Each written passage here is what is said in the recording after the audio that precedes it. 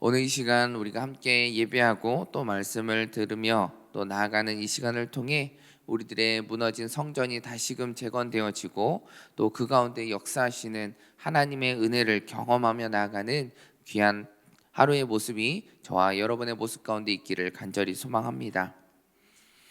이스라엘 백성들은 바벨론의 지배와 포로 생활들로 인하여서 다윗 왕조가 이제는 끝이 났구나, 성전이 무너질 때 이스라엘의 역사는 끝이 날 것이라고 생각했습니다. 그러나 이스라엘 백성들의 역사와 다윗의 왕조가 끝이 아닌 계속 이어져 가고 있음을 에스라서의 말씀을 통해 우리는 계속 살펴보게 됩니다. 에스라서는 하나님의 주권을 강조하고 있습니다. 겉으로 보면 사람이 한 것만 같아 보이지만 하나님께서 그 모든 사람들 가운데 역사하시고 하나님의 손길을 통하여 모든 것들이 주도되어지고 모든 것들이 하나님의 손길이 하나하나 미치지 않은 곳이 없는 모습을 우리는 보게 되어집니다. 또 그 모습들을 통하여서 무너졌던 이스라엘 공동체가 회복이 되어지고 하나님의 예배가 온전히 세워지는 것을 우리는 에스라서의 말씀을 통해 계속 살펴보게 됩니다. 하나님의 사랑이라고 하는 헤세드라고 하는 말이 있습니다. 또 이것은 구약 성경에 250회나 사용이 되어졌습니다. 헤세드라고 하는 의미를 통해 이스라엘 백성들과 하나님과의 관계를 헤세드라고 하는 이 말을 통해 우리는 설명할 수 있습니다. 성경에서 헤세드라는 단어는 인자, 은혜, 국률, 인애, 은총 등의 단어들로 사용되어졌고 그 가운데 하나님의 백성을 향한 하나님의 사랑의 모습을 우리는 헤세드라고 하는 말을 통하여서 표현할 수 있게 됩니다. 이 헤세드라고 하는 이 하나님의 백성들을 향한 하나님의 사랑, 이 말을 우리가 다시 한번 재해석해 본다면 하나님의 택함을 받은 사람은 어떤 상황 가운데 있다 할지라도 하나님의 헤세드를, 하나님의 백성들을 향한 하나님의 사랑을 바라볼 수 있어야 한다라고 하는 말로 우리는 재해석해 볼 수 있습니다. 이런 헤세드의 모습을 우리가 성경에서 잘 표현하고 있는 것이 바로 요셉이라고 하는 사람입니다. 애굽의 노예로 팔렸던 요셉이 하나님의 헤세드를 바라볼 수 없었다라고 한다면 요셉은 그냥 애굽의 한 가정의 노예의 모습으로 일평생을 살아가게 되었을 것입니다. 그러나 요셉의 모습은 하나님 앞에 무릎을 꿇었고 또 하나님의 헤세드를 그런 상황 속에서도 바라보았던, 또 하나님을 신뢰했던 요셉의 모습을 통해서 하나님은 그를 사전 오기의 인생의 주인공으로 사용하셨던 것을 우리는 요셉의 삶을 통하여 우리는 바라보게 됩니다. 이러한 요셉의 삶의 모습은 성경에 나타나고 있는 하나의 스토리의 이야기가 아니라 또 다른 사람들에게 우리가 보여지는 삶의 이야기가 아니라 이 요셉이란 사람의 그 삶의 이야기, 요셉 가운데 임하셨던 하나님의 헤세드의 모습은 지금 우리들 가운데도 동일하게 하나님의 헤세드의 모습으로 우리에게 보여주고 있다라고 하는 것을 우리에게 깨닫게 하는 것이 바로 요셉의 이야기입니다. 오늘 본문의 모습 속에서도 하나님의 헤세드, 하나님의 백성들을 향한 하나님의 헤세드의 모습이 동일하게 기록되어져 있습니다.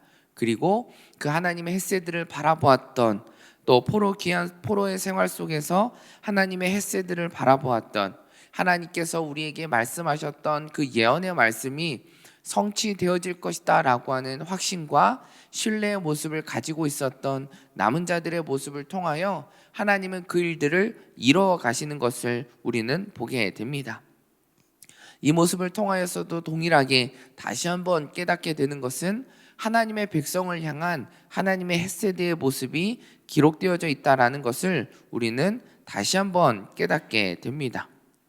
우리는 이러한 관점을 가지고 오늘 우리가 읽었던 말씀의 본문을 함께 살펴보고자 합니다. 오늘 본문의 배경은 어제의 말씀에 이어 총독 다뜨네와 그 무리들이 다리오 왕에게 썼던 서신의 내용에 대한 답변이 기록되어져 있습니다. 총독은 이스라엘 백성들이 성전 재건하고 있는 것을 방문하게 되고 그들이 누구의 명령으로 성전을 재건하고 있고 누가 그 일에 참여하고 있고 세세한 모든 것들을 그들에게 물어보게 됩니다. 그리고 그들의 답변을 하나하나 정확하게 사견 없이 기록하면서 이것이 정말 이들이 말한 그대로 그 명령대로 성전 재건이 이루어지고 있는 것입니까? 라고 다리오 왕에게 다시 한번 물어보았던 것이 어제의 말씀의 모습입니다. 다리오 왕은 총독 다뜨네가 썼던 그 서신을 가지고 오늘 본문의 말씀을 기록하고 있습니다. 본문 1절에서 2절 말씀 보도록 하겠습니다. 다리오 왕은 명령을 내려 바벨론의 문서 보관소에 보관된 서류를 조사했습니다. 그때 메데 지방의 악메다 궁에서 두루마리 책이 나왔고 거기에 이렇게 기록되어 있었습니다. 다리오 왕은 다뜨네 총독과 그 무리가 썼던 그 서신의 내용을 가지고 정말 고레스 왕이 칙령을 내려 이스라엘 백성들이 그 땅에 성전 재건이 이루어질 수 있도록 명령하였는가라고 하는 것을 확인하게 됩니다. 그 확인하는 과정 가운데 악메다 궁에서 두루마리 책을 찾게 되어지고 그 두루마리 책에 기록되어져 있는 그 모습을 통해 정말 고레스 왕의 명령을 통해 이스라엘 백성들이 성전 재건이 이루어지고 있다라는 것을 알게 됩니다. 그 두루마리 가운데 있었던 성전 재건에 대한 내용의 이야기가 3절부터 5절 말씀에 기록되어져 있습니다. 제가 읽어보도록 하겠습니다. 고레스 왕 1년에 고레스 왕이 예루살렘의 하나님 성전에 관해 칙령을 내렸습니다. 성전 곧 희생제사와 번제를 드리는 곳을 재건하도록 하라. 그 기초를 놓되 높이 60규빗, 너비 60규빗으로 하고 큰 돌을 세 층으로 올리고 그 위에 목재를 한 층 놓아라. 거기에 드는 비용은 왕실에서 충당할 것이다. 또 하나님의 집에 금은 집기들 곧 느부갓네살이 예루살렘 성전에서 바벨론에 가져온 것들은 다시 예루살렘 성전에 원래 있던 곳으로 갖다 놓되 각자 제자리에 두도록 하라.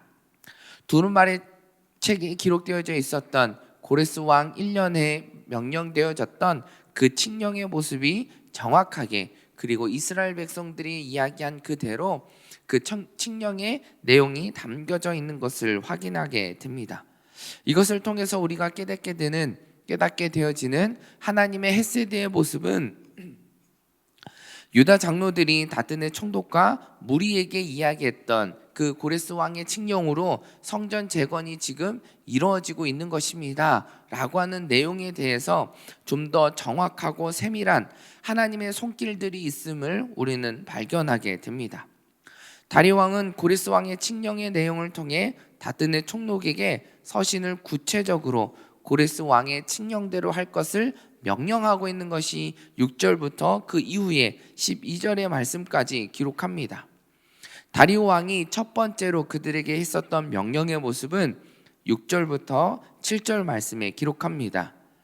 다리오 왕은 회답을 보내기를 이제 그러므로 유프라테스강 건너편 총독 다뜨네와 스달보스네와 그 지방에 있는 동료 관리들은 거기에 신경 쓰지 말라. 하나님의 성전 짓는 일을 가만히 두라. 유다 총독과 유다 장로들이 원래 자리에 하나님의 성전을 재건하게 놓아두라. 총독에게 쓴 다리오 왕의 첫 번째 명령은 그들이 지금 성전 재건이 이루어지고 있는 것을 가만히 내버려 두고 그들이 하는 일을 막지 말라라고 말씀하고 있습니다. 총독들이 이스라엘 백성들의 성전 재건을 방문했었던 이유는 이전에 보여졌던 사마리아인들이 그들이 성전 재건하고 있는 것들을 방해하고 그것들의 불평을 표현하고 있었던 것들로 인하여 그것들을 방문했었던 목적을 가지고 있습니다.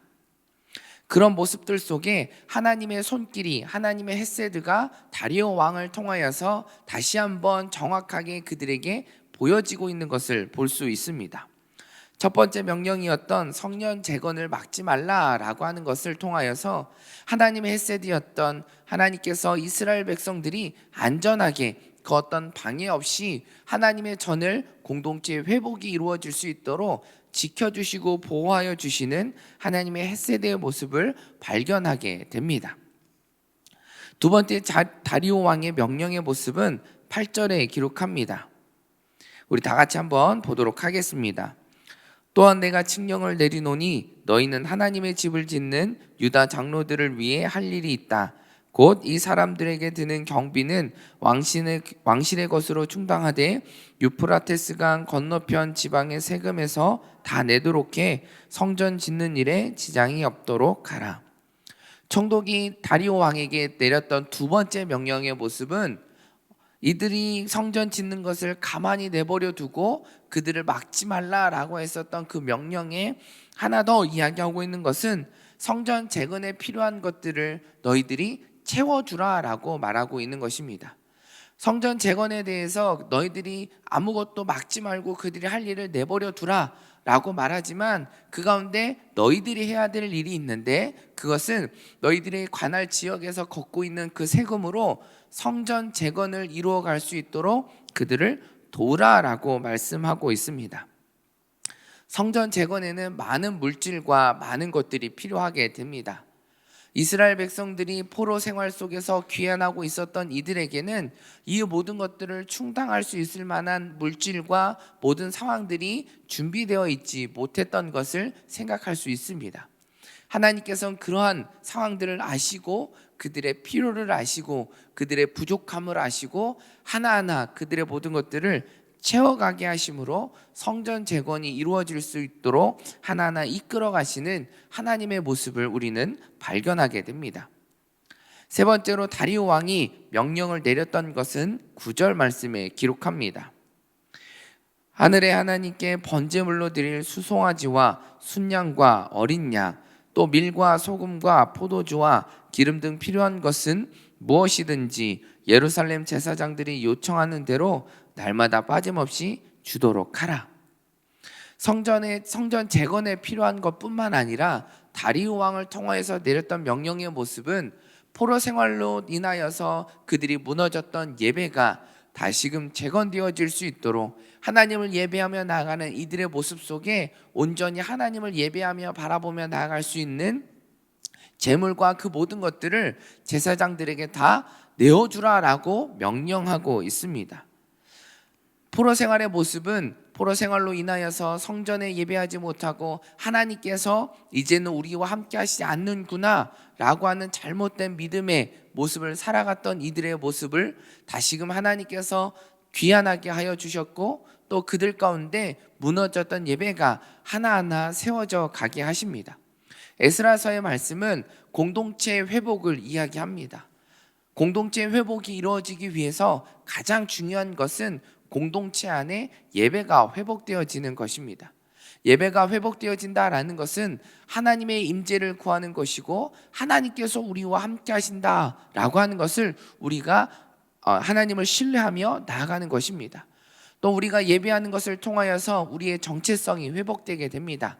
우리는 하나님의 백성입니다. 하나님의 헤세드를 바라보며 나아갑니다 라고 하는 그 이스라엘 백성들의 그 공동체가 예배를 통하여 온전히 회복되어질 수 있도록 하나님께서 그들 가운데 예배의 모습들이 이루어질 수 있도록 다리오 왕의 모습을 통해 이루어가고 있는 것을 우리는 보게 됩니다. 마지막으로 다리오 왕이 내렸던 명령의 모습은 11절과 12절에 기록합니다. 또 내가 칙령을 내리노니 누구든 이 칙령을 변경하면 그 집에서 들보를 빼내 그것으로 그를 꿰어 매달 것이요 그 집은 이 때문에 거름더미가 될 것이다. 어떤 왕이나 백성이라도 손을 들어 이 칙령을 바꾸거나 예루살렘 성전을 허무는 사람은 그의 이름을 그곳에 두신 하나님께서 멸망시키실 것이다.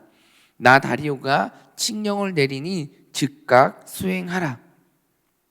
다리오 왕이 마지막으로 내렸던 명령은 이것은 변함없이 그 어떤 사람도 어느 왕이든 백성이든 지금 내가 내리는 이 명령이 변경되지 못하도록 칙령으로 내리고 있고 그 칙령을 내리는 것을 통하여 즉각 수행하라라고 하는 것으로 이 명령이 반드시 이루어질 것을 이야기하고 있습니다. 총독은 이 서신을 통하여 또 다리오 왕에게 내렸던 그 명령의 모습을 하나하나 즉각적으로 수행했을 것입니다. 다리오 왕이 내렸던 이 명령의 모습들을 통해서 우리가 깨닫게 되는 것은 서두에도 말씀드렸던 것처럼 이 모든 것은 하나님의 백성을 향한 하나님의 헤세드다라고 하는 것을 우리는 깨닫게 됩니다. 하나님의 백성이 하나님께서 말씀하신 그 온전한 그곳에 성전을 재건하고 하나님을 온전히 예배하며 무너졌던 공동체가 회복이 되어지고 하나님의 백성으로 살아가는 이들의 모습이 될 수 있도록 하나님의 백성들을 향한 하나님의 헤세드가 그들 가운데 보여지고 있다라는 것을 보여주고 있습니다. 이것은 초월적인 그런 하나님의 모습을 드러내고 있는 것입니다. 사람이 할 수 없었던 그 일들, 사람이 할 수 없는 그 엄청난 그 일들을 하나님께서 생각하지도 못했던 방법으로 그 일들을 이루어 가시는 것은 하나님의 백성을 향한 하나님의 헤세드 아니고서는 우리는 이해할 수 없기 때문입니다. 어제 본문이었지만 에스라 5장 5절에 보면 이렇게 기록합니다. 하나님께서 유다 장로들을 지켜주셨기에 그들은 건축자들을 더 이상 저지할 수 없었습니다. 하나님의 헤세디가 그들 가운데 있었습니다. 하나님께서 언제나 그들을 지켜주시고 보호하여 주심으로 인하여서 성전 재건을 하는 그 모든 과정 가운데 그 누구도 그들을 저지할 수 없었다라고 하는 것을 통해서 우리는 하나님의 헤세드의 모습을 다시 한번 바라보게 됩니다. 오늘 이러한 하나님의 헤세드의 모습을 통해 지금 우리에게도 하나님의 백성으로 살아가고 있는 우리들에게도 동일하게 우리에게 말씀해 주고 있습니다. 우리가 무엇을 바라보며 살아가야 하는가를 우리에게 말씀하고 있는 것입니다. 하나님의 백성인 우리들이 바라보아야 되는 것은 하나님의 백성을 향한 하나님의 헤세드의 모습을 바라보는 것이 하나님의 백성된 자들의 모습입니다.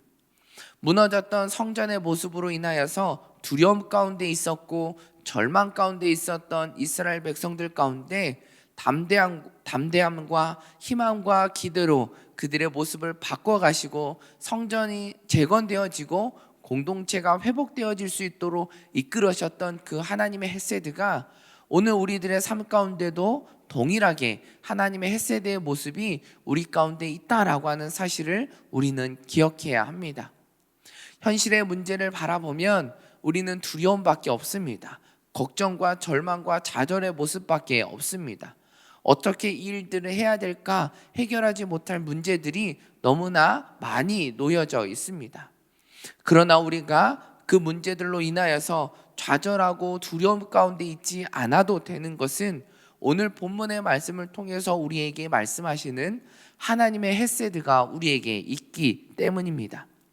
저와 성도님들의 모습이 오늘 하루 우리가 살아가는 모습이 이런 하나님의 헤세드를 바라보며 나아가는 저와 여러분의 모습이 되어지기를 간절히 축원합니다. 두 번째로 우리가 깨닫게 되어지는 것은 우리의 필요를 아시고 채우시는 하나님의 헤세드의 모습을 우리는 깨닫게 됩니다. 성전 재건을 위해서는 많은 것들이 필요했습니다. 물질도 필요했고 모든 상황과 여건들도 필요합니다. 그 모든 것들을 하나님께서는 아시고 하나하나 채워가시는 것이 오늘 서신의 모습을 통해 발견하게 됩니다. 생각하지 못했던 방법으로 다리오 왕을 통하여서 다뜨네 총독을 통하여 그 지역의 세금을 통하여 성전 재건에 필요한 것들을 구매하게 하시고 또 그것을 이루어가게 하시는 모습들을 통해 하나님께서는 우리의 필요를 충분히 아시고 하나하나 이루어 가시는 것을 우리는 발견하게 됩니다. 그뿐만이 아닙니다. 예배가 무너져 있었던 이들에게 하나님을 온전히 예배하며 제사하며 나아갈 수 있도록 그 모든 재물과 필요한 모든 것들을 제사장들에게 내어주라고 하는 말씀을 통해 하나님께서는 우리에게 정말 필요한 것이 무엇인지를 아시고 그것들을 채우시는 것을 우리는 발견하게 됩니다. 그것은 우리에게도 동일하게 말씀합니다. 우리의 삶 속에 필요를 아시고 채워가시는 그 하나님의 모습을, 하나님의 헤세드를 우리는 기억해야 된다라는 것을 우리에게 말씀합니다. 마태복음 6장 25절에서 26절의 말씀에도 보면 예수님께서 하나님의 헷세드의 모습을 다시 한번 우리에게 말씀해 주고 있습니다. 우리 같이 한번 읽어보도록 하겠습니다. 그러므로 내가 너희에게 말한다. 자기 생명을 위해 무엇을 먹을까 무엇을 마실까 걱정하지 말고 자기 몸을 위해 무엇을 입을까 걱정하지 말라. 생명이 음식보다 소중하고 몸이 옷보다 소중하지 않느냐. 공중에 나는 저 새들을 보라. 씨를 뿌리지도 거두지도 창고에 쌓아두지도 않지만 하늘에 계신 너희 아버지께서 먹이신다. 너희는 새들보다 얼마나 더 귀하냐. 예수님께서 가르쳐 주셨던 이 말씀의 요지가 무엇입니까? 걱정하지 말라라고 하는 것입니다. 모든 것을 하나님께서 아시고 너희들의 모든 필요를 아시고 너희들에게 그 모든 것들을 채우시고 먹이시고 하루하루를 살아갈 수 있도록 이끄시는 하나님의 헷세들을 우리는 기억해야 된다라는 것을 우리에게 말씀해 주고 있는 것입니다. 헷세드는 하나님의 백성을 향한 하나님의 사랑을 지칭하는 말이라고 말씀드렸습니다. 하나님의 백성이라면 이러한 하나님의 백성을 향한 하나님의 사랑, 하나님의 헷세드를 바라보는 것이 하나님의 백성된 자의 모습이다라고 말씀했습니다. 예수님께서 말씀하셨던 것도 마찬가지의 모습입니다. 걱정하지 말라라고 하는 것입니다. 그런데 걱정하지 말라라고 하는 이 말 안에는 그냥 걱정하지 말고 그냥 있으면 된다라고 말하는 것이 아니라 걱정하지 마라. 그 현실의 문제 앞에 좌절하거나 두려워하거나 그렇게 살아가지 마라 라고 말씀합니다. 그리고 그 다음에 이어지는 것은 하나님의 헷세들을 바라보라 라는 것입니다. 너희를 먹이시는 그 하나님을 바라보라 라는 것이고 너희들 가운데 삶 가운데 역사하시는 그 하나님을 바라보라는 것입니다. 이전에 우리들의 삶 속에 하나하나 이루어 가셨던, 채워주셨던, 이끄셨던 그 하나님을 신뢰하며 나아가는 것이 앞으로 하루하루를 살아가는 우리 모두의 모습 속에서 동일하게 그 일들이 역사하시고 이끄시는 하나님의 인도하심을 우리는 깨닫게 되어진다라는 것을 하나님의 백성으로 우리들의 삶이 하나님의 나라 가운데 이루어지며 살아가는 삶이 되어질 수 있다라는 것을 우리에게 말씀해 주고 있습니다. 오늘 하루 우리들의 삶의 모습이 무엇인지를 오늘 본문의 말씀은 우리에게 도전하고 있습니다. 우리는 무엇을 바라보며 살아가야 하는가? 그것은 세상의 문제와 내가 현실의 문제와 이 모든 것들을 바라보는 것이 아니라 그 모든 문제 가운데 역사하시는 하나님의 헷세들을 바라보라 라고 우리에게 도전하고 있습니다. 오늘 하루 우리들이 살아가는 삶의 모습 속에 하나님의 헷세들을 바라봄으로 그 가운데 역사하시는 하나님의 놀라운 은혜를 경험하며 나아가는 저와 여러분의 모습이 되어지기를 간절히 축원합니다.